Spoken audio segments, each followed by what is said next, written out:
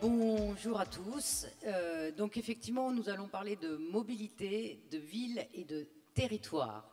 Parce qu'aujourd'hui, la politique de mobilité de toute ville d'une certaine taille est quand même confrontée à deux grands défis. Le premier, c'est, je crois, on peut dire, le nécessaire maillage avec les territoires qui l'entourent, sachant que l'absence de ce maillage est de plus en plus vécue comme une source d'inégalité, d'injustice, de fracture territoriale. Il faut quand même rappeler que les 2 tiers des automobilistes disent ne pas avoir d'autre choix que d'utiliser leur voiture. Et puis vous vous éloignez de la ville-centre, plus ce gap et cette réalité se vérifie. Dans les zones rurales, vous avez 83% des personnes qui n'ont pas d'autre choix, effectivement, d'utiliser leur voiture. Le second défi, c'est évidemment l'urgence environnementale et climatique qui nous appelle tous à changer nos comportements, à nous déplacer autrement, sachant qu'il faut quand même rappeler que les transports, c'est quand même le premier émetteur de CO2, et par ailleurs, ça a un impact direct et important sur la qualité de l'air que l'on respire. Donc, au cours de cette table ronde, quelle offre de transport aujourd'hui développer pour répondre à ces enjeux? Quelle alternative à la voiture? Comment éviter de laisser la population sans autre réponse qu'effectivement la voiture individuelle? Comment faire évoluer nos usages, les mentalités en matière de mobilité? Autant de questions donc, auxquelles on va essayer de répondre. Donc avec Simon Dumoulin, qui est directeur de l'agence d'urbanisme et de la région du Havre et de l'estuaire de la Seine. Je crois que je dis bien comme il faut. Marie Chéron, responsable mobilité à la Fondation Nicolas Hulot. Olivier Rasmont, journaliste indépendant, spécialiste des transports et auteur donc de Comment la ville a tué ses villes. Et enfin, Édouard Hainaut, directeur général France de Transdev. Devait se joindre à nous aussi Christophe Camborde, fondation de la start-up Simple, qui a créé une solution un peu particulière de colis-voiturage. Malheureusement, il s'est excusé, il est retenu sur Paris. Je vais commencer par me tourner vers Simon Dumoulin. Donc, vous êtes directeur de l'agence d'urbanisme de la région, autour du Havre et autour du Havre. L'amélioration de la desserte des zones périurbaines et rurales passe-t-elle aujourd'hui nécessairement par le développement de lignes de bus, de trams, ce qu'on avait l'habitude de faire jusque-là? Effectivement, l'agence d'urbanisme du Havre et de l'estuaire de la Seine intervient à la fois sur cette grande agglomération du Havre et aussi plus largement à l'échelle de l'estuaire de la Seine, qui comprend des villes comme Lisieux, comme Fécamp, comme Deauville. Bien sûr, il y a des transports massifiés qui sont attendus au cœur des agglomérations. Dès lors qu'on arrive vers des territoires qui sont moins denses, il y a des solutions nouvelles à trouver, multiples, qui ne sont pas toutes évidentes. Et de quel type, par exemple? Alors, des solutions de type le bus, bien sûr, c'est encore un transport collectif très présent dans les zones peu denses. Vous l'avez dit, évidemment, la voiture, c'est la reine des transports en milieu peu dense. Ce qu'on essaye de faire sur le territoire, c'est beaucoup de miser sur le covoiturage. Le covoiturage, ça implique d'avoir un service qui va avec, une couverture numérique qui va avec, parce qu'il faut souvent utiliser son portable et pas se retrouver en zone blanche. Ça implique d'avoir des aires de covoiturage qui soient équipées, qui soient sécurisées, qui soient à proximité des services. Donc ça, c'est quelque chose sur lequel on mise beaucoup. Je pense aussi qu'il y a un enjeu Densification aussi des centres-bourgs et des centres-villes. La mobilité, c'est une offre de service, mais il y a aussi une problématique d'aménagement. Pourquoi est-ce que les gens se déplacent? Est-ce qu'il faut les obliger à se déplacer pour des services administratifs, pour des soins médicaux? Est-ce qu'on ne peut pas aussi retrouver une certaine forme d'activité locale? Édouard Hainaut, finalement, une entreprise pardon, il manque un micro. Une entreprise de transport, est-ce que finalement Transdev n'est pas appelé à évoluer finalement en entreprise de service, et j'allais dire de service sur mesure? On l'a un petit peu vu là avec la région du Havre, finalement effectivement de services sur mesure adaptés aux besoins de tel ou tel territoire. Oui, complètement. Transdev, c'est d'abord un intégrateur de solutions de mobilité. Donc on est passé du transport aux solutions de mobilité et comment on les intègre. Et sur les zones peu denses, puisqu'on a parlé des zones peu denses, c'est en fait on travaille par expérimentation. Je vais prendre un exemple, celui des Hauts-de-France, par exemple, à Fourmies. L'objectif, c'est comment, c'est bien le but des transports, c'est comment on accède à l'emploi, comment on accède à l'éducation, comment on crée du lien social, comment on accède à la vie sportive ou culturelle. Eh bien, à Fourmies, l'objectif, c'était que des gens, finalement, donc là, on est dans la logique de mobilité inclusive, comment des gens qui veulent accéder à l'emploi, qui sont à la limite de l'exclusion, comment peuvent-ils se réinsérer? Donc ça s'est traduit par une composite de solutions, et cette expérimentation, elle marche du feu de Dieu. Je vais essayer de vous la décrire rapidement. Nous avons d'abord mis en place des maisons de la mobilité. Une maison de la mobilité à Fourmies. Tout ce projet est soutenu à la fois par la région, par le territoire et également par la Banque des territoires. Et l'objectif, c'était de pouvoir amener les gens à être en capacité d'identifier les offres d'emploi, de savoir quel était le trajet pour les offres d'emploi. Donc là, il y a un site qui leur permet, dans la maison de mobilité, de venir se renseigner.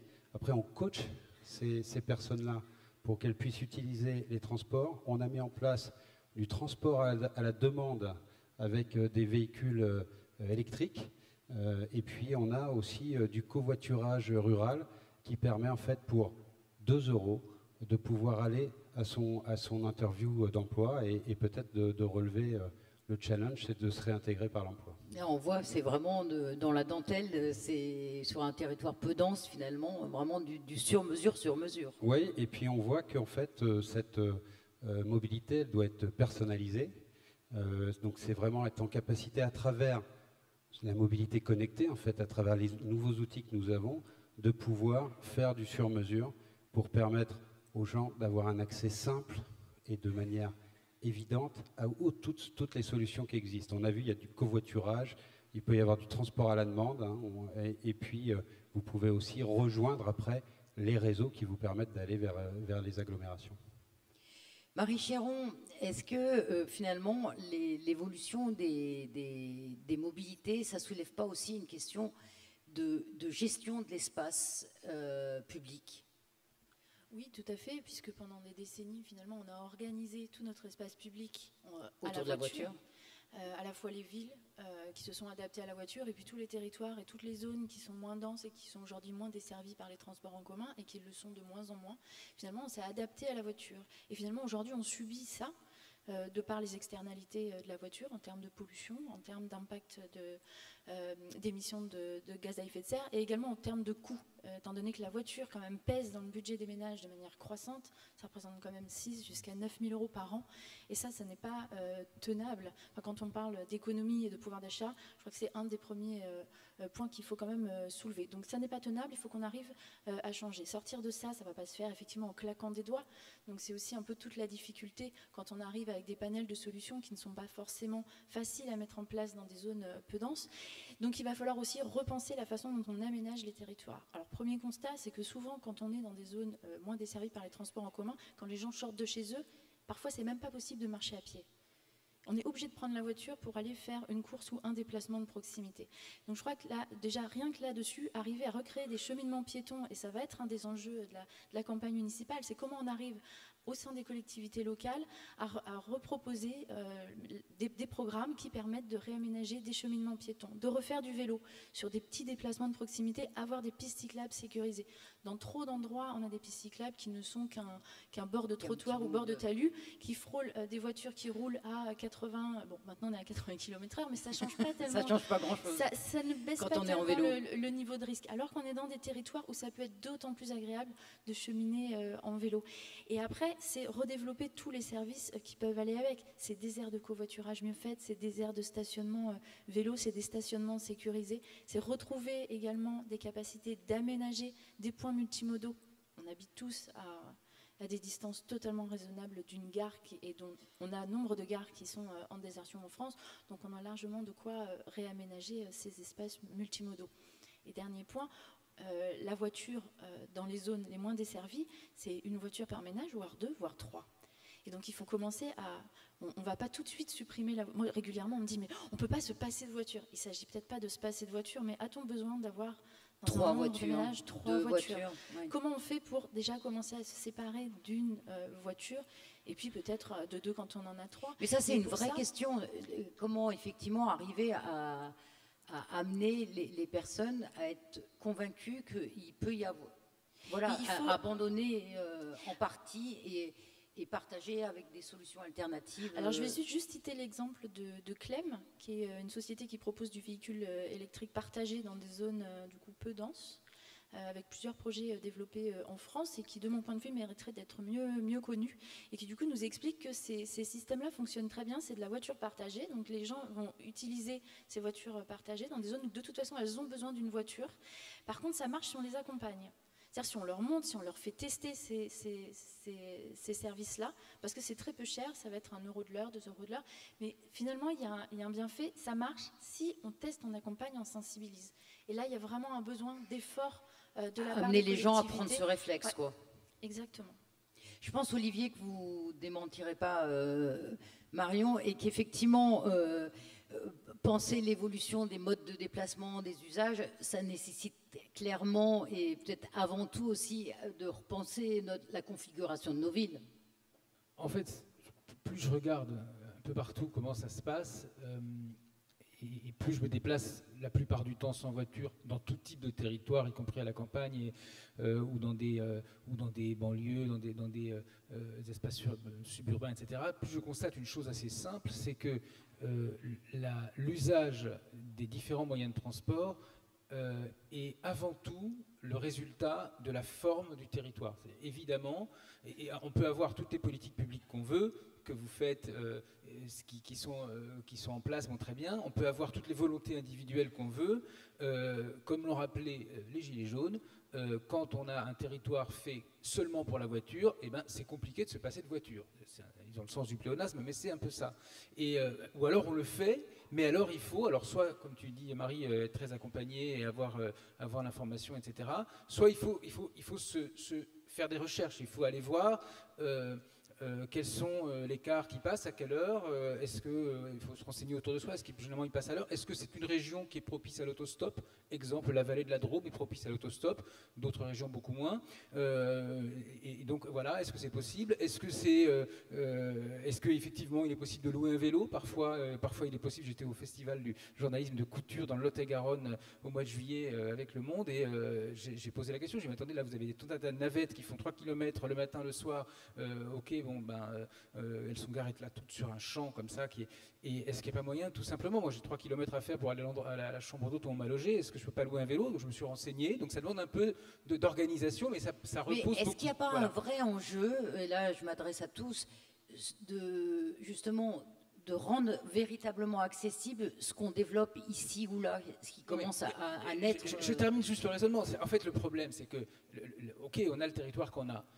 La question, c'est si on continue à étaler les différents attributs de la vie, pas seulement de la ville d'ailleurs, parce que partout, et on continue à le faire, si on continue à créer des zones commerciales, si on continue à prendre l'hôpital, à le mettre à 4 km, moi j'ai vu ça à Montbéliard, l'hôpital était en ville, il a été déplacé à 3-4 km plus loin, il est beaucoup moins accessible en bus. Si on continue à considérer comme tout à fait normal de faire 25 km, et vous l'avez dit effectivement, on a envie d'avoir de l'activité locale. Si on continue à faire ça, et la question aujourd'hui n'est pas de casser les zones commerciales ou les zones industrielles existantes. La question est de savoir si on veut continuer à en faire ou pas. Et c'est ça, comme ça, finalement, à mon avis, qu'on ira vers une mobilité plus souhaitable et plus efficace, hein, pour ne pas parler de durable. Simon Hainaut, d'ailleurs, c'est ce que vous souligniez un petit peu tout à l'heure, c'est l'idée de recréer un peu des centralités et de ne pas toujours concentrer tout sur la ville-centre, mais peut-être aussi recréer des centralités, redynamiser des cœurs de village ou des cœurs de petites villes, ou non? C'est vrai qu'il y a eu, je trouve, une grande séparation ces dernières années entre la manière dont on pensait les territoires et la manière dont les territoires ils évoluaient effectivement. La manière dont on pensait les territoires, c'était beaucoup une logique avec des grandes métropoles pourvoyeuses de grands services, ce qui est bien sûr une forme de réalité, mais on avait oublié dans ces schémas de pensée une autre réalité qui était celle de la périurbanisation, celle de la situation des zones peu denses, et donc finalement on s'y est finalement peut-être intéressé assez tardivement par rapport à l'évolution de la situation, à l'évolution des enjeux. La loi LOM s'y est beaucoup intéressée. La loi LOM, c'est la loi d'orientation pour les mobilités qui vient d'être votée, où là, il y a quand même un renversement un petit peu des choses. On est beaucoup moins sur des transports structurants, massifiés, type TGV, mais beaucoup sur les transports du quotidien, sur les territoires en zone peu dense. Et effectivement, les mobilités en territoire peu dense, comme je commençais à l'indiquer tout à l'heure, effectivement, bien sûr, il faut apporter des solutions de mobilité. Il faut aussi se poser la question de à quel service on a accès dans quel type de territoire. C'est important pour les bourgs ruraux. Je pense aussi que c'est important pour les zones périurbaines de pouvoir retrouver, il y a certaines zones peu denses comme la Creuse qui est par excellence une zone peu dense à développer des projets très intéressants avec des maisons de services publics, avec des Fab Labs pour aussi pas être obligé d'aller systématiquement au chef-lieu de la préfecture pour avoir accès à des services administratifs, pour se faire soigner, pour aller retirer un colis. Donc ça aussi, je pense que dans la réflexion sur la mobilité, en fait, c'est une réflexion plus large que aussi une réflexion d'aménagement du territoire, comme l'indiquait Olivier Rasmont à l'instant. Il faudrait quand même revenir sur la partie accès à puisque se développe un certain nombre de services et finalement l'information sur ces services, l'accès. Est-ce qu'il n'y a pas aussi quelque chose d'important à faire sur la coordination et l'intermodalité de ces services, sachant qu'on peut faire un bout avec peut-être effectivement un tram, mais après avoir une navette à la demande ou autre pour finir son trajet. Est-ce qu'il ne faut pas essayer de coordonner un peu tout ça? Oui, vous avez complètement raison. Alors, la loi d'orientation mobilité, elle nous donne un booster hein, sur ces sujets-là, puisqu'elle s'intéresse aux zones peu denses et également aux mobilités du quotidien. 98% des mobilités du quotidien sont les mobilités des déplacements du quotidien et qui représentent moins de 80 km. Donc c'est essentiel qu'on soit en capacité d'organiser le transport public ou la combinaison du transport public et du transport privé du premier au dernier kilomètre. Pour ça, on a des outils maintenant avec le digital et le numérique qui nous permettent justement de travailler davantage sur du sur-mesure et de faire de la combinaison et du partage d'informations. Et on a aussi, le potentiel des autorités organisatrices qui sont régionales, qui sont maintenant en train de se coordonner avec des autorités organisatrices. Et on va pouvoir couvrir 100% du territoire par des autorités organisatrices. 40% du territoire n'était pas couvert par des offres de transport aujourd'hui. Mais concrètement, qu'est-ce que ça va apporter réalisons les choses. Un transport public est globalement entre 7 et 16 fois moins cher que l'utilisation de la voiture. Donc ce que disait madame, c'est que la deuxième voiture, si on peut éviter de l'utiliser, voire ne plus l'avoir, c'est peut-être un moyen d'y arriver. Et ça, on y arrive parce qu'on a des outils, des plateformes numériques, donc c'est la mobilité connectée. Et la mobilité connectée, elle vous permet d'avoir l'ensemble du dispositif à disposition. Et de manière simple, parce que qu'est-ce que veulent les gens? Ils veulent de la fréquence, de la qualité, de la ponctualité, et ils veulent que ça soit simple d'accès et que ça soit le moins coûteux possible. Hein, rappelons-nous, le budget d'une voiture moyenne, c'est 200 € par mois. Donc c'est pas rien sur un budget de personnes. Et là, on doit travailler. Ces personnes-là, elles n'ont peut-être pas choisi non plus d'être à distance. Elles ont été aussi repoussées par l'étalement urbain. Et donc, il faut aussi leur donner les moyens d'aller reconquérir le centre urbain. Et reconquérir le centre urbain, c'était aussi mettre des parkings en amont, des parkings relais, être capable de déposer sa voiture et d'avoir par contre du service de bus ou de car à haut niveau de service où on est bien dans le car, on a du Wi-Fi, on peut commencer à travailler, on peut dormir si on veut, et de pénétrer dans les grandes agglos de manière rapide parce qu'on a des voies dédiées qui permettent d'aller vite et de laisser les embouteillages de côté. Et de rejoindre peut-être la gare qui va permettre de récupérer le dispositif ferroviaire qui là aussi a son importance et gageons que les régions fassent tous les efforts pour continuer l'ouverture à la concurrence, pour qu'on puisse redynamiser un certain nombre de lignes. On a des exemples très marquants en Allemagne, par exemple, où l'ouverture à la concurrence a débuté en 1994, où on a, du côté de Munich, par exemple, une ligne avec 500 voyageurs jour qui était prête à être fermée, et on l'a redynamisée. On est aujourd'hui à 23 000 passagers jour, avec un dispositif qui est complètement intégré. On voit, vous l'avez expliqué, le numérique effectivement permet de lier et de coordonner, d'établir de l'intermodalité entre tous ces services. Mais est-ce que finalement le numérique, et là je m'adresse un peu à tous, va vraiment, c'est ça qui va permettre de franchir le pas, d'abandonner en partie sa voiture, de changer de mode, d'avoir des nouvelles alternatives, d'utiliser autre chose que sa voiture? En tout cas, ça vous donne un regard complet. Si on prend l'exemple de Saint-Étienne, j'ai deux exemples en tête. Il y a Saint-Étienne et Mulhouse. Saint-Étienne, c'est aujourd'hui à travers ce qu'on appelle un MAS, donc une plateforme numérique sur laquelle nous avons mis tous les modes de transport existants, le covoiturage, le tramway, enfin tout le réseau de la métropole. Je précise juste, MAS, ça veut dire mobilité as a service, la mobilité comme un service. Et effectivement, c'est des solutions numériques qui réunissent... On a les vélos, on a les parkings intégrés, et vous avez avec votre téléphone, en un clic, accès à tout. Et donc ça vous permet de l'identifier. Vous avez le calculateur numérique qui vous permet de prédire votre trajet, de savoir quand est-ce que vous allez arriver. Il se recalcule en prédictif de manière permanente. Donc ça vous facilite l'accès et le voyage, parce qu'on cherche quoi? On cherche à avoir du temps pour soi, ou à le gagner, ou à le faire et à voyager dans de bonnes conditions. Et c'est ça qui est essentiel. Et ça va contribuer. Et ça, on peut y arriver que parce que les données s'échangent et parce que les autorités organisatrices, eh bien, elles vont être à la manœuvre et c'est elles qui vont avoir la capacité à orchestrer tout ça. Et c'est essentiel. Parce que si on laisse tout le monde de chaque côté, si on ne recrée pas le tissu... Il faut une coordination, ça oui. Si on ne recrée pas le tissu entre les territoires, la mobilité sans couture, comme on dit, elle n'existera pas. Et ce sera accessible à tous. Olivier? Oui, allez. Évidemment, avec le MAS, on a des facilités qui se développent. 2 points de vigilance quand même sur ça. La première, c'est que tout le monde n'a pas accès au numérique. Oui. Je voudrais quand même le rappeler. Et tout le monde n'a pas forcément... Simon Dumoulin l'a rappelé que c'était essentiel.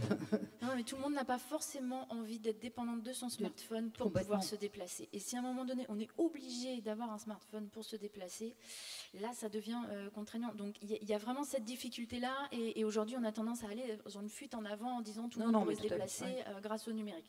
Donc là-dessus, gros point de vigilance. On voit ce que ça donne avec la fermeture des guichets, etc.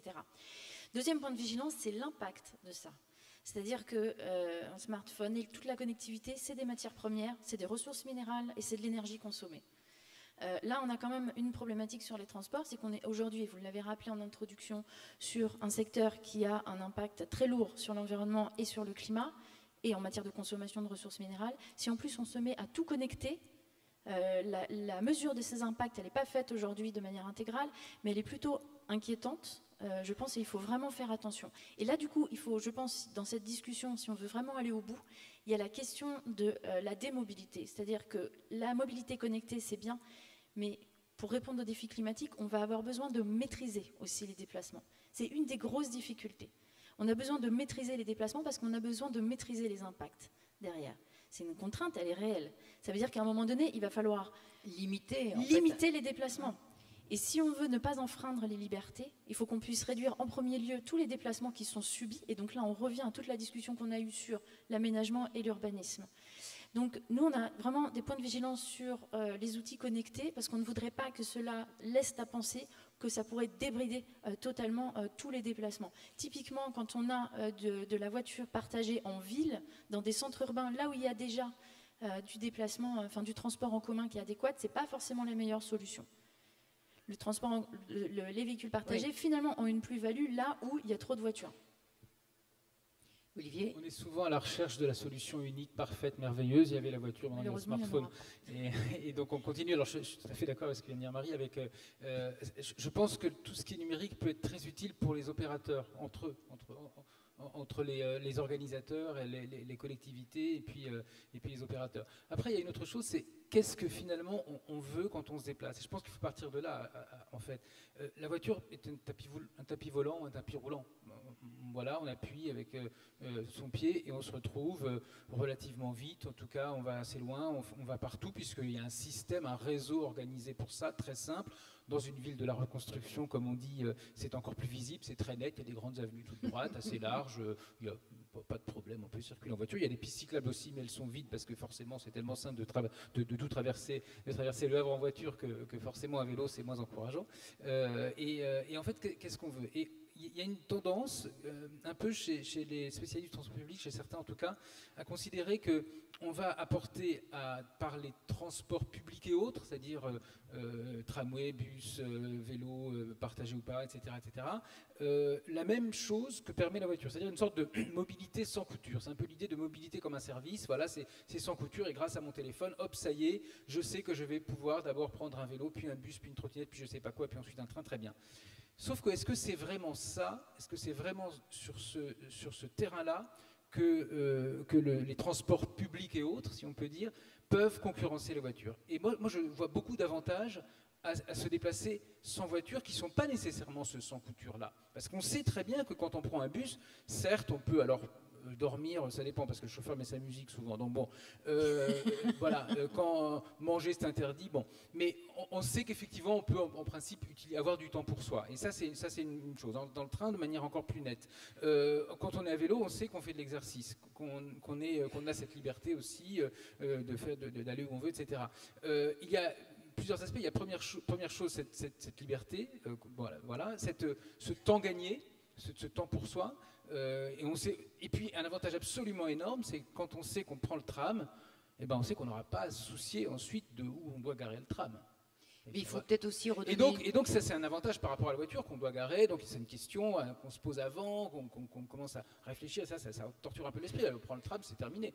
Et enfin, avantage, là, Marie l'a très bien dit aussi, c'est le coût de tout ça. C'est contrairement à ce qu'on imagine, le fait de posséder une voiture coûte en fait beaucoup plus cher que de prendre les transports publics tous les jours, même si on prend un billet après billet, même prendre finalement un train, etc., les TGV qui sont chers, etc. En réalité, à la fin de l'année, ça coûte moins cher que de posséder une voiture. Et ça c'est compliqué. Il y a plein d'avantages des transports publics qui, je trouve, sont malheureusement un petit peu moins bien vendus en ce moment, parce qu'on parle que de mobilité comme un service. Mais il y a peut-être aussi une place importante à redonner à la marche, au vélo et à la marche, ne serait-ce que aussi en valorisant par rapport à la santé, effectivement, en insistant là-dessus.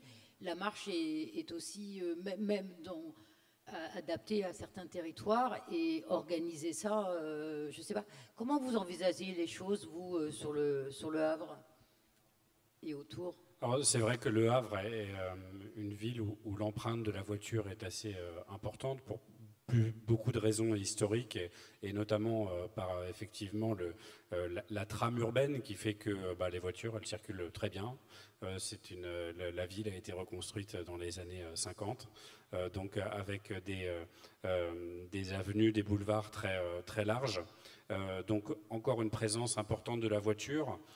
Après, il y a eu, je pense, 2 révolutions ces dernières années. Celle du tramway, qui est arrivée à la fin de l'année 2012 au Havre, qui a vraiment transformé en profondeur la ville, à la fois dans l'offre de mobilité qui était proposée au Havrais, et puis aussi dans la nouvelle image qu'on pouvait se faire de cette ville qui était en pleine transformation aussi avec le patrimoine UNESCO. Donc il y a eu cette première révolution-là, et puis une révolution plus lente qui est celle des modes actifs, où on essaye aussi beaucoup de développer bien sûr les trams cyclables. Alors comme beaucoup de villes, on a encore beaucoup de chemins à parcourir, mais quand on regarde l'évolution des usages, on se rend compte qu'elles sont de plus en plus utilisées, ces voies-là. Les modes actifs aussi, on essaye de, vous le disiez, la promenade, on essaye de créer aussi un environnement urbain qui soit propice à la promenade. La particularité de l'environnement urbain havrais, c'est qu'on n'est toujours pas très loin d'un bassin, d'un canal, et ça c'est des éléments de qualité urbaine qu'on essaye que vous pouvez mettre en avant. Voilà, qu'on essaye de valoriser au mieux. Sur le vélo, ça reste encore un défi important pour l'agglomération. Le vélo, c'est 3% des déplacements du quotidien. J'avais relevé ces quelques chiffres-là. C'est 70% des trajets domicile-travail qu'on fait en France, c'est moins de 5 km. Donc ça veut dire que là, on a une marge pour le vélo qui est encore immense. Sachant que maintenant, on a des vélos électriques en plus. Voilà. Alors il y a une petite particularité quand même, parce que la géographie, ça compte au Havre, c'est qu'il y a une ville basse et une ville haute. Alors on circule très facilement en ville basse et en ville haute. Quand il s'agit de faire le lien entre les deux, il n'y a pas forcément de solution de mobilité évidente, à moins d'avoir des mollets exceptionnellement musclés. Olivier ? On se les muscle. Et puis peut-être que il fallait remettre en place l'escalier mécanique Montmorency aussi, par exemple. Moi, je constate à chaque fois qu'on oppose souvent les métropoles qui seraient, alors pas seulement les métropoles autoproclamées, pardon, mais les métropoles, les grandes villes, les grosses villes qui sont les capitales régions, etc., au reste qui serait la France périphérique, en disant d'un côté vous avez tout, vous pouvez vous déplacer sans voiture, et de l'autre vous avez rien, vous devez prendre la voiture. Et en fait, c'est beaucoup plus complexe que ça, parce que d'abord, même dans le cœur des métropoles, même au cœur de Paris, on peut compter au moins 25 types de transports différents, il y a quand même des gens qui prennent leur voiture pour faire 2 km, premièrement.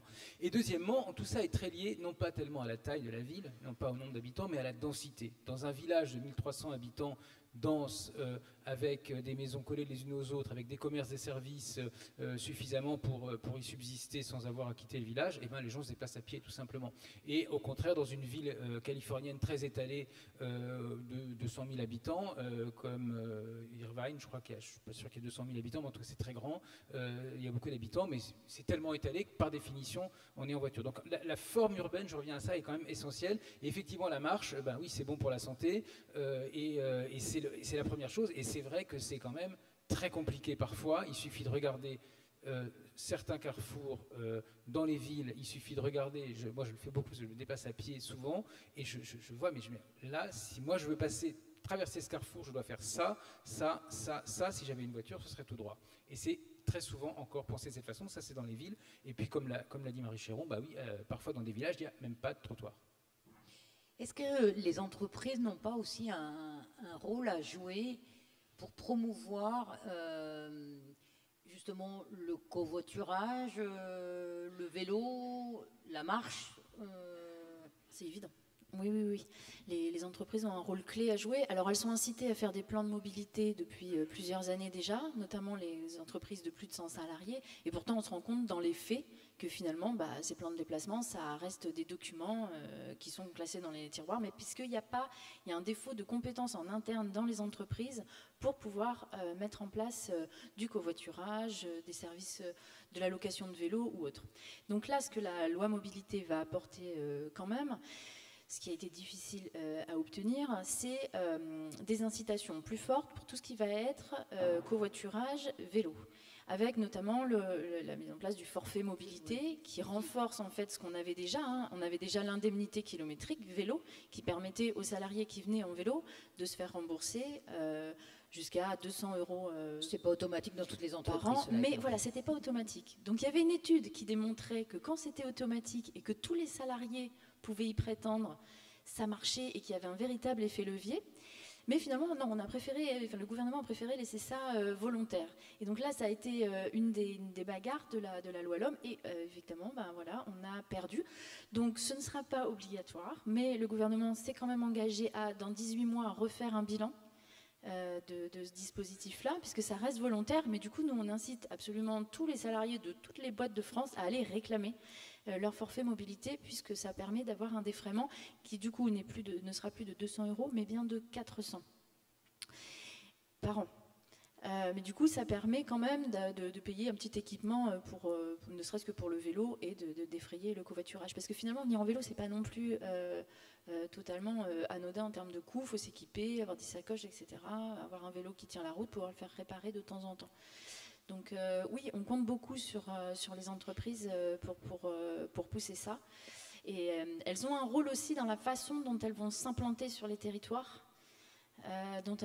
Les lieux sur lesquels elles vont choisir et la façon dont elles vont dialoguer avec les autorités locales et avec les collectivités. Donc oui. Et oui, Édouard Reynaud, en tant qu'entreprise de services de mobilité, et j'allais dire Simon Dumoulin, est-ce qu'effectivement vous travaillez justement avec ces acteurs pour essayer de communiquer, de parler, de voir un peu comment faire évoluer les usages. C'est l'essence même de notre métier que de faire de la co-construction. Pour illustrer le sujet qu'on vient de voir, j'en ai un très simple. Aujourd'hui, nous sommes le transporteur des salariés d'Airbus, par exemple, et comment on limite l'accès des salariés par la voiture à l'entreprise. On a créé un dispositif avec une start-up de covoiturage qui s'appelle Caros pour limiter le nombre de voitures arrivant sur ce site de grande entreprise. On peut citer ce qu'on a construit avec La Poste. La Poste, on a fait un partenariat à La Poste, ça peut paraître bizarre, mais c'est assez simple. Qui a des vélos électriques aujourd'hui à assistance électrique? Le plus répandu en France et qui sait les maintenir? C'est La Poste. On a créé une société avec La Poste, avec un fabricant de vélos, on a designé un vélo. Les 10 000 premiers vélos sont arrivés en Ile-de-France. Voilà, tout à fait. Mais nous avons évidemment comme ambition de répandre ce modèle. Le modèle, il est quoi? Il est d'être en capacité de faire aimer le vélo à assistance électrique à des salariés et à tous les citoyens qui le souhaitent, parce que des fois c'est escarpé et que le vélo à assistance électrique, il permet aussi de faire 10-15 km quand avec un vélo classique, on est vite limité. Et donc ça, c'est des expériences, plus que des expériences, c'est des modèles. Quand on est à 10 000 vélos en Ile-de-France, plus 20 000 en deuxième phase, je pense que c'est des modèles qui sont en train de prendre corps. Et vous pouvez louer votre vélo pour 40 € par mois en Ile-de-France. Ça fait 20 avec ce que peut mettre l'entreprise. Pour 20 € par mois, pendant 6 mois, vous pouvez avoir un vélo à assistance électrique. Quand on connaît le budget d'un vélo à assistance électrique, je pense que ça vaut le coup de le tester. Et après, la région finance une partie de l'acquisition du vélo si le citoyen le souhaite. Donc on est vraiment en train d'essayer de faire changer les mentalités sur ces aspects-là. Il ne faut pas oublier qu'on a besoin d'un transport aussi de masse dans les agglomérations. Et ce qu'il faut, c'est aller faire le dernier kilomètre, aller trouver les solutions. Le véhicule autonome, dans ce cadre-là, peut aussi être une réponse de nuit pour continuer à développer l'offre de service ou sur des zones moins denses pour trouver des solutions qui seront... On va peut-être y revenir. Ouais. Simon Dumoulin, vous vouliez ajouter quelque chose, je crois. Oui, non, effectivement, il y a un travail très proche qui est fait avec les personnes en charge de l'organisation de la mobilité, les entreprises qui offrent ces services de mobilité. Il faut aussi avoir, je pense, la vision globale des entreprises qui utilisent des services de mobilité. Je voudrais quand même dire un tout petit mot pour les territoires industriels, logistiques, portuaires comme le nôtre, où la question de la mobilité, c'est aussi la question de la mobilité des marchandises, avec des impacts très importants sur l'environnement, avec des partages de voies, de sillons ferroviaires à trouver entre ce qui relève du voyageur et ce qui relève de la marchandise. Donc c'est aussi un défi très important. C'est vrai que quand on échange sur le sujet des mobilités, c'est très souvent beaucoup sur la question du voyageur. Je pense qu'il faut toujours avoir une petite attention quand même à cet aspect mobilité des marchandises, parce qu'il y a certains endroits, en particulier en Île-de-France, où les deux arrivent de plein fouet en concurrence. Et ça crée des vrais problèmes de fluidité du trafic, et pour les voyageurs et pour la marchandise. Et donc ça pénalise tout le monde au final. Mais qu'on ait un port ou qu'on n'ait pas de port, toute ville a une grosse part effectivement de logistique et qui doit être insérée effectivement dans la politique de mobilité. Tout à fait, c'est valable pour chaque ville, mais pour le premier port de France, il y a un vrai enjeu aussi de report modal, c'est-à-dire qu'aujourd'hui, 85% des conteneurs qui arrivent au port du Havre, ils repartent en poids lourd. Ce qui n'est pas du tout le cas à Hambourg, à Rotterdam. Donc aujourd'hui, il y a un effort de report sur la voie ferrée ou sur la voie fluviale. On a accessoirement un fleuve qui nous emmène jusqu'à Paris. Donc il y a des efforts très importants qui sont faits par les collectivités, par les ports qui sont organisés maintenant à l'échelle de la vallée de la Seine. Donc il y a des progrès qui sont faits, mais il y a encore quand même beaucoup de chemin à faire. Et c'est que 15% donc, des conteneurs qui n'utilisent pas aujourd'hui l'autoroute. Si je peux me permettre, on a des exemples précis et à notre porte ici au Havre avec le transport à la demande et notamment pour les salariés qui sont dans les zones industrielles et qui sont soit en 3-8 ou qui sont soit des gens qui travaillent tard le soir et qui ont besoin et qui n'ont pas le réseau de transport public à leur pied. Par contre, il y a des lignes de bus qui sont en proximité. Et aujourd'hui, grâce au dispositif mis en place avec la métropole et puis avec Transdev, on a créé un système qui permet d'être capable de dire bon ben voilà, j'ai besoin à telle heure de rentrer, et la ligne de bus se détourne, vous récupère devant votre entreprise et vous ramène sur la ligne existante. On a aussi tout le dispositif qu'on a monté avec les compagnies de taxi locales qui permettent la nuit de pouvoir rentrer et récupérer le dispositif existant. Juste peut-être avant de donner la parole à la salle, mais parce que je pense que c'est une question qui interpelle tout le monde, cette fameuse voiture autonome, est-ce que c'est une réalité? Est-ce que voilà, un territoire comme le Havre où vous avez de l'espace, est-ce que vous pensez faire une expérimentation? Pourquoi? Comment vous le concevez?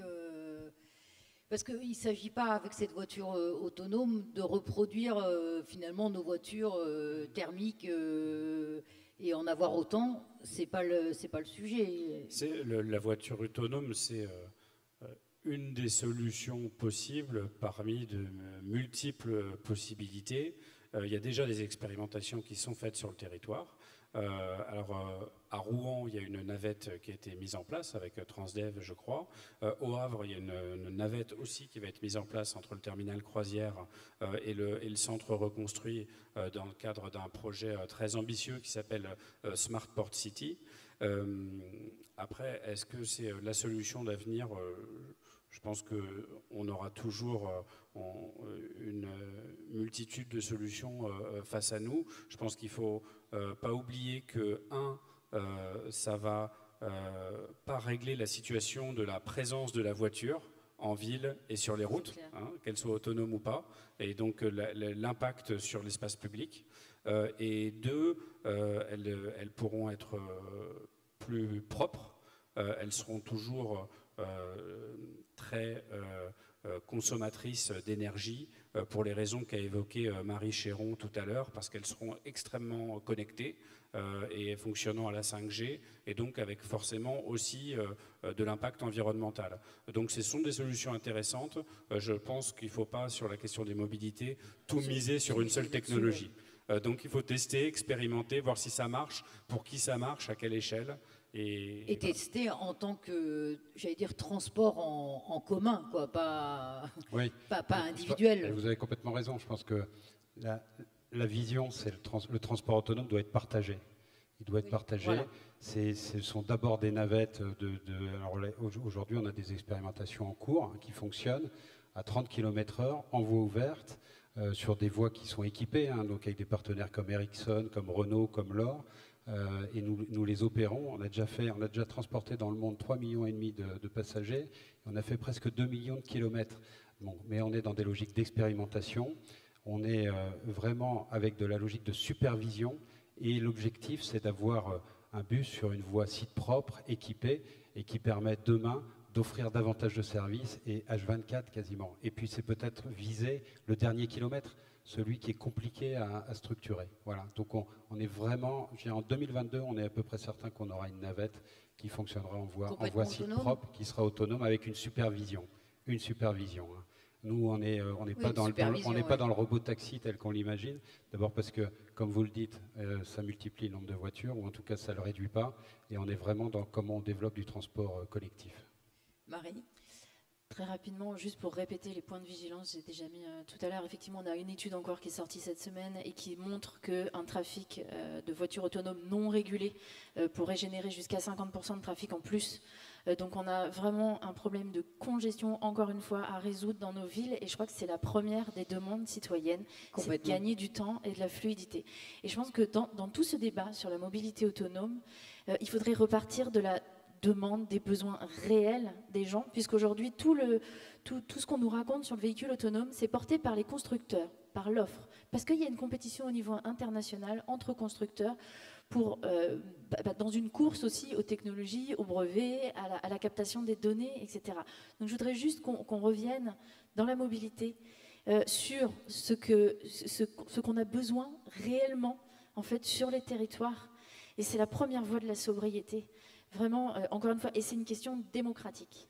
Alors, si je peux permettre, 3 cas d'usage, et que dédiés à des besoins spécifiques. Quand on est avec la métropole de Rouen, on est à la fin du tramway, au Madrier, et on a le dernier kilomètre pour aller soit aux universités, soit dans les centres commerciaux, et donc faciliter la vie des gens à cet endroit-là. Quand on a une autre expérimentation sur Massy-Saclay, ça va être en capacité, quand on arrive de nuit, entre la gare de Massy, de rejoindre le plateau de Saclay. Quand on réfléchit et qu'on est en train de préparer le prochain cas d'usage, expérimentation entre Vernon, Gare et Giverny, c'est en capacité exactement de déplacer des salariés et demain d'amener potentiellement des touristes sur Giverny de manière automatique. Le bus, ça suffisait pas ? Pourquoi il faut absolument qu'elle soit autonome ? Mais parce qu'il faut aussi vivre sur son temps, et que nos salariés aujourd'hui, ils demandent aussi à vivre avec les technologies et à être embarqués sur la technologie. Il y aura toujours des conducteurs, il y aura toujours des superviseurs, mais il faut être clair, si on veut avoir des services sur les zones les moins denses possibles, eh bien, il faudra aussi trouver des moyens d'être compétitifs. Alors, ça marchera peut-être un jour, mais moi, les expériences que j'ai, je parle que de ce que j'ai vu. À Sion, en Suisse, vanté partout dans tous les colloques sur la mobilité. J'y suis allé, ce jour-là, elle ne marchait pas. J'ai essayé de me renseigner avant sur le site internet, d'aller voir pour savoir si ça fonctionnait, parce que j'étais venu à Sion exprès. Et en fait, il y avait Vous n'avez pas besoin d'aller si loin, il faut aller à Rouen. Oui, pardon, je ne suis pas allé à Rouen, par contre je suis allé à la Défense aussi. Mais à chaque fois c'est pareil en fait. À chaque fois c'est la même chose. Inauguration à la Défense. Le test de la Défense, c'est compliqué. Il y a 1 an et demi, inauguration à la Défense, génial, tout le monde parle de modernité, il faut être dans son temps, tout ça.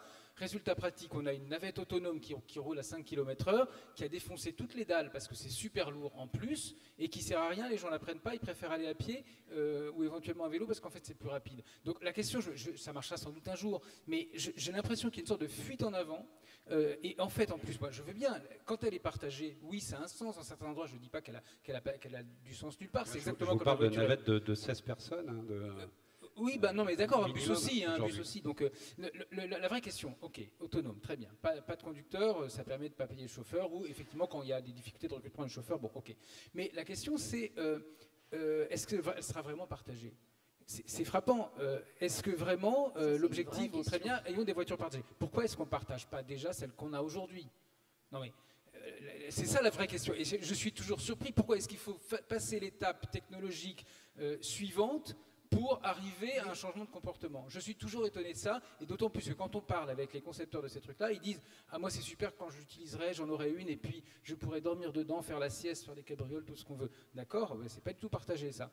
Donc je me demande pourquoi est-ce qu'on doit passer par la voiture autonome pour arriver à la voiture partagée. Je vais essayer de vous faire un parallèle entre un pied dans l'avenir et un pied dans le présent. Le pied dans l'avenir, c'est clair qu'il faut expérimenter, il faut avancer, parce que d'abord, le monde avance autour de nous et qu'on a aussi besoin d'aller jusqu'à l'acceptable. Quelle est la meilleure acceptabilité? Est-ce que les gens le désirent? Et aujourd'hui, ben oui, il y a 36% de la population qui sont en tout cas favorables à l'expérimentation sur les véhicules autonomes. Après, je suis exactement comme vous. On peut aussi créer des services plus simples et qui sont des services qui fonctionnent. Je vais prendre un exemple. Le transport solidaire, là où il n'y a pas d'offre de transport public. On est parti pas d'une expérimentation, il y a 200 lignes qui ont été créées aux Pays-Bas, avec sur chaque ligne 30 volontaires bénévoles qui font fonctionner la ligne. Et pourquoi elle fonctionne cette ligne? Parce qu'elle passe à heure régulière, il y a de la fréquence, et donc c'est sécure. On sait qu'on va partir et on sait qu'on va revenir. Le covoiturage, de temps en temps, ben, vous ne savez pas s'il va arriver véritablement. Et ça, vous ne pouvez pas forcément... C'est pas une voiture autonome, ce que vous... Voilà. Donc nous, ce qu'on est en train d'imaginer et de monter, c'est un truc très simple, c'est créer des lignes, là où elles n'existent pas, avoir des navettes qui sont conduites, là, pour le coup, par des bénévoles qu'on forme et on met à disposition avec là-haut. Ben oui, mais il faut que le dispositif fonctionne et ça peut fonctionner sur le bénévolat et sur la solidarité. Donc essayons de le créer, pourquoi se priver de ça? Et puis, ça fonctionne aux Pays-Bas, je vous le dis, 200 lignes, 30 bénévoles par ligne, ça fait 6000 personnes qui sont consacrées et qui créent un service complémentaire au transport public par le bénévolat, soutenu par le public, soutenu par des sociétés comme les nôtres, où on met à disposition des véhicules, on les entretient et on forme les gens et on crée les lignes pour que ça ne soit pas juste un truc où une fois de temps en temps, ben, le gars est là, et puis non, il faut du service régulier pour que les gens utilisent les transports. Il faut que ça soit ponctuel. Il faut que ça soit ponctuel. Vous voulez encore réagir? Je vais peut-être vous donner la parole. Est-ce que certains ou certaines auraient des questions à poser à nos interlocuteurs?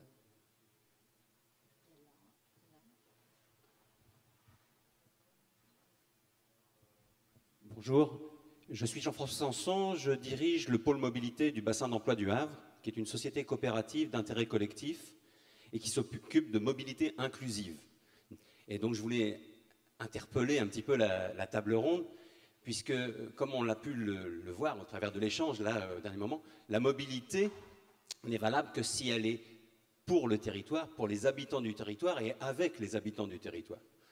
Et l'ensemble des solutions qui peuvent être imaginées sur le territoire, bassin d'emploi, donc le territoire qui va de Fécamp jusqu'à Cabourg, et qui aujourd'hui s'est agrandi avec la communauté urbaine qui a inclus une zone moins dense, voire rurale ou périurbaine, et avec des enjeux de mobilité qui deviennent extrêmement complexes pour le délégataire de services publics, puisque sur la zone dense, on connaît les outils à mettre en place et évidemment Transdev sait très bien les faire tourner, les bus, les trams, le cadencement avec des innovations extrêmement intéressantes sur la zone industrielle portuaire. Merci pour les équipes. Là où on met nos salariés. Mais la mobilité inclusive, c'est une mobilité qui est en train de se mettre en place, qui est reconnue aujourd'hui dans le cadre de la LOM, pour les plus fragiles. C'est-à-dire, aujourd'hui, nous gérons un garage solidaire, un garage associatif, une auto-école sociale, de la mise à disposition à coût très très faible de scooters, de voitures, mais aussi de l'apprentissage à l'utilisation des services de transport en commun. Et puis demain, en réalité, la capacité de mettre en place des outils pour accompagner les gens dans les transports publics, y compris à pied, parce que les seniors auront besoin de ces éléments-là pour pouvoir utiliser pleinement les transports publics, et puis aussi inventer le transport en zone peu dense, avec des outils de développement de l'emploi et de l'insertion sur les territoires, puisqu'on se retrouve dans une situation assez extraordinaire, c'est qu'on a des seniors, une population vieillissante qui a acheté des pavillons en zone périurbaine et rurale pour des raisons de coût, qui aujourd'hui est une population vieillissante, voire très vieillissante, et qui se demande comment revenir soit en ville pour utiliser les services, mais qu'il va falloir maintenir le plus longtemps possible dans leur logement. Et aujourd'hui, on a une population de bénéficiaires du RSA dans le milieu rural pour lesquels on n'a pas de solution.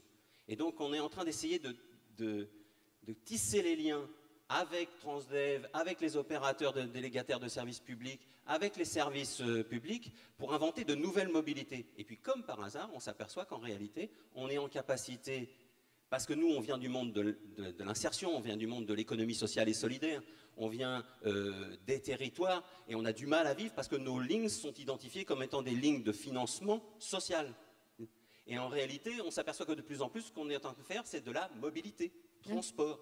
Et donc, c'est cet enjeu-là qui va permettre effectivement, vous allez mettre en place des outils de mobilité autopartagée avec les smartphones, mais s'il n'y a personne pour expliquer aux gens comment ça fonctionne, pour les accompagner la première fois, pour faire la retape auprès des entreprises en milieu rural ou semi-rural, pour leur expliquer ce que c'est qu'un plan de développement, pour faciliter la mise à place des vélos, pour faciliter une flotte de voitures partagées électriques, ben oui, il faudra bien quelqu'un pour aller les nettoyer, les ramener, les recharger, expliquer aux gens, assurer le retour sur tous vos outils. Eh bien ça, nous on sait faire. Et l'enjeu, c'est ça, c'est de pouvoir aujourd'hui inventer ces nouvelles mobilités par le territoire, pour le territoire, et pas dans une démarche du haut vers le bas, mais bien dans une démarche coopérative, collaborative, transversale, les Anglais diraient bottom-up, et c'est cela qui est difficile. Parce que, regardez, autour de la table, là, finalement, le mot mobilité inclusive et participation des citoyens du territoire, et particulièrement participation des citoyens les plus faibles, ceux des quartiers géoprioritaires, qui comme par hasard sont souvent ceux qui sont moins bien desservis, ou en tout cas qui nécessitent qu'il y ait un accompagnement dans la desserte pour qu'ils puissent rejoindre les transports collectifs, y compris des choses très très simples. Apprendre à savoir qu'on a des droits à des tarifs spécifiques et ne pas être obligé à la personne... les tarifs. Voilà, parce que du coup, les jeunes prennent sans ticket, ça crée des incidents dans les transports, etc. Alors que souvent, simplement, c'est parce qu'ils ne savent pas ou qu'ils n'ont pas voulu aller au guichet présenter leurs papiers parce qu'il y a une espèce de défiance, alors qu'en passant par les acteurs du territoire, par ceux de l'insertion, de la formation, alors évidemment, ici, on est Positive Planète qui des outils spécifiques de création d'entreprises en milieu des quartiers prioritaires. Je salue ici les gens avec qui on travaille de Positive Planète. Mais du coup, ces gens-là, on va pouvoir les orienter sur de la mobilité accompagnée, sur du transport à la demande en milieu rural, sur comment devenir travailleur indépendant, mais accompagné. On va inventer des Uber sociaux au lieu que ce soit contre les gens, mais pour les gens, pour les accompagner. Et là, on a besoin d'être tous ensemble autour de la table. Et aujourd'hui, les réflexes ne sont pas encore pris. Et donc, j'aimerais bien avoir votre avis. Je pense que les villes, effectivement, doivent, et là vous l'avez très bien souligné, prendre en compte cette nécessité d'accompagner toute une partie de la population pour évoluer dans ces usages. Marie l'avait souligné tout à l'heure, ça se décrète pas pour un certain nombre comme ça. Je crois qu'il y a une dame qui voulait poser une question. Voilà, là-bas.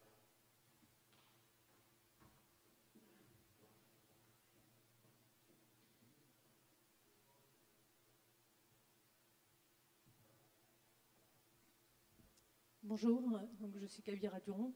Je voulais juste poser une question par rapport au télétravail. Est-ce que ça ne peut pas aussi décongestionner les villes, et puis ça donnerait une meilleure qualité de vie aussi aux salariés, aux actifs Complètement d'accord, et je pense que c'est des démarches qui doivent permettre d'éraser les pointes, en fait. C'est vrai que c'est assez ridicule de se dire qu'on pourra aller faire des mails, on va se mettre dans les bouchons et puis on va faire ces mails du bureau. On peut tout à fait les faire de chez soi. Nous, en tout cas, chez Transdev, on est en train de pousser une démarche complètement adéquate sur le télétravail, de manière à ce qu'on puisse éraser totalement les pointes. Alors, oui, évidemment, le déplacement qui a le moins d'impact, c'est celui qu'on ne fait pas. Ça a quand même pas mal de mal à se développer en France. Il y a plein de raisons, probablement psychanalytiques, que je ne vais pas détailler ici, mais Il y a quelque chose qui m'a frappé récemment. Il y a eu une grande grève à la RATP en Ile-de-France il y a 15 jours. Et un cadre que je connais qui habite la Défense me dit, moi j'ai dit à mes équipes, faisons le télétravail, mais en fait la direction en a empêché ce jour-là, le vendredi 13 septembre, parce qu'ils ont considéré que ça risquait de surcharger les serveurs et qu'en plus de ça, ils voulaient quand même avoir quelques salariés sur place. Donc parfois les employeurs sont prêts à l'accepter pour 1 ou 2 journées par semaine pour certains. D'abord, ça concerne beaucoup les cadres, hein, quand même. Quand on est vendeur dans un grand magasin, on ne peut pas télétravailler. Hein. Quand on est serveur dans un restaurant non plus.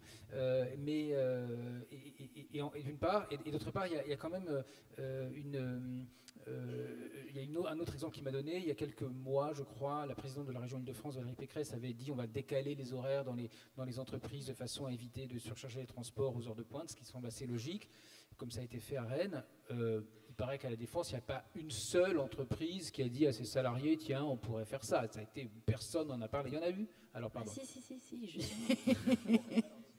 Exemple RTE. Le réseau de transport d'électricité, donc qui est basé à la Défense, et donc j'étais allée voir la semaine dernière. Ils ont essayé, donc effectivement, ils sont une dizaine d'entreprises au total sur la Défense, qui est absolument rien, à avoir adhéré à ce système-là, qui consiste à décaler l'heure d'arrivée et de départ du soir. Problème, c'est que dans le cadre de c'est des grosses entreprises qui ont des accords salariaux, etc. Donc en fait, ils sont complètement contraints dans les horaires. Ils ne peuvent pas faire arriver les gens si tôt que ça. Et ils ne peuvent pas les faire repartir aussi tard. Donc le décalage, il se fait sur un quart d'heure, une demi-heure. Ils ne peuvent pas faire plus, puisque c'est des problèmes d'organisation interne des entreprises. Et effectivement, tous ces problèmes d'heures de pointe, de lissage, on revient à des questions d'organisation interne, de management, et plus large. Et alors là, je fais référence à une expérience qui avait été faite au niveau de Lille, au niveau de la métro lilloise, où ils avaient fait des tests il y a plusieurs années sur comment est-ce qu'on peut décaler les horaires. Sauf que c'est bien de vouloir décaler les horaires, sauf que les gens, ils ont des enfants. Et l'horaire des crèches, l'horaire des écoles, ça ne se décale pas. En fait, c'est toute l'organisation sociale qui est faite comme ça. D'où l'intérêt de mettre un bureau du temps pour essayer de coordonner peut-être. Non, mais d'où le fait que dès lors qu'on va parler de mobilité et dès lors qu'on veut se défaire des contraintes de mobilité, il faut qu'on repense nos modes d'organisation et il y a tout un tas de choses à inventer et de services à redéployer. Ça va être des crèches qui ferment plus tard, ça va être des systèmes de garde. C'est du télétravail mais adapté puisqu'on ne peut pas télétravailler non plus tout le temps finalement, donc on est quand même obligé de venir. La mobilité est quand même complètement liée à nos rythmes de vie, notre mode de vie. Mais c'est vrai que pour finalement passer de l'ère des transports à la mobilité, c'est peut-être arrêter de penser le transport pour le transport ou la mobilité pour la mobilité, mais c'est de se reposer, et là j'en reviens à la question des besoins et des besoins réels. En cessant de penser à une expansion infinie, quoi. Et donc du coup on a des expériences, je voulais juste citer celle-là, celle de la GPSO, donc c'est une agglomération qui est à côté de Paris, vers Mantes-la-Jolie, où ils déploient des tiers-lieux. Donc là ils ont une problématique avec des transports en commun qui ne sont pas forcément adaptés à tous et beaucoup d'attrait vers l'agglomération parisienne, et donc ils ont développé des tiers-lieux avec un système de participation pour identifier les besoins prioritaires. Est-ce que c'est du service? Est-ce que c'est des espaces de coworking, etc. Et ils mettent en place une centaine de tiers-lieux à l'échelle de l'agglo pour recréer de la proximité et dire finalement si on se déplace, on n'a pas forcément besoin de prendre sa voiture, puis le train, qui en plus est toujours en retard. Celui-là, il met toujours 2 fois plus de temps. Mais venir se déplacer, travailler là, accéder à ces services ici. Et du coup, on recrée de la proximité. Et on recrée du lien social sur ces territoires. Donc finalement, voilà, penser mobilité, mais en fait, se défaire de la mobilité pour penser cadre de vie, proximité. Et c'est peut-être ça l'économie positive. Voilà. Deux remarques. Oui, rapide. Oui, très rapide. Totalement aligné sur le partenariat avec l'économie sociale et solidaire. Je pense qu'on a plein de solutions à trouver et on a plein de choses à faire ensemble. Et puis, juste rappeler que quand on fait du télétravail, on a besoin des objets connectés parce que sinon, on est un peu déconnecté du reste de son lieu de travail. Donc, on a besoin. Et donc, quelque part, je pense qu'on a besoin d'accompagner aussi le mouvement à travers les smartphones et l'ensemble des ordinateurs. Monsieur ? Oui, bonjour. Donc j'ai une question qui porte particulièrement sur la région havraise. Nous avons au Havre quelques milliers de voitures qui entrent et qui sortent chaque soir de la ville. Et nous avons principalement 2 portes d'entrée au Havre, c'est la Brec et la voie nord. Donc je me pose toujours la question, on a mis en place un tram en 2012 à la satisfaction de tout le monde, et je me pose toujours la question, pourquoi est-ce qu'on n'aurait pas une voie notamment qui arriverait à la Brec avec un très grand parking. On aurait 2 très grands parkings au départ des lignes de tram qui seraient accessibles avec le billet de tram gratuitement, qui serait réservé et qui permettrait, je pense, d'éviter ces entrées et sorties intempestives.